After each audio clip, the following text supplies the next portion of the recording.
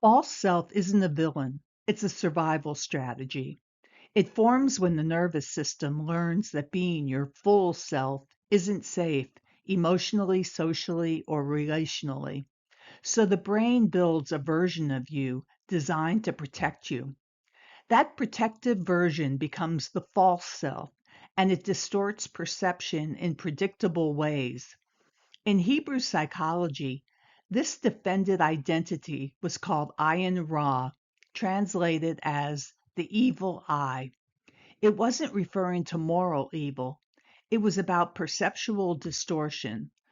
Distortion begins when the false self feels threatened and the brain starts scanning for danger, even where none exists.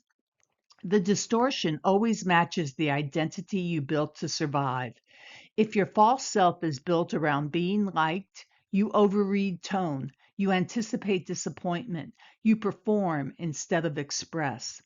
If your false self is built around being right, strong, or superior, feedback feels like attack, vulnerability feels like weakness, curiosity collapses into defensiveness. This is the same dynamic the Bible calls a hardened heart. The moment openness to truth shuts down and self protection takes over. When the heart is hardened, correction or new understanding is experienced as a threat. So curiosity toward truth collapses into resistance and self justification. However, these distortions aren't flaws, they're adaptations. They are the brain's attempt to keep the false self intact. But the cost is clarity. You stop seeing what's actually happening and start seeing what your survival identity expects.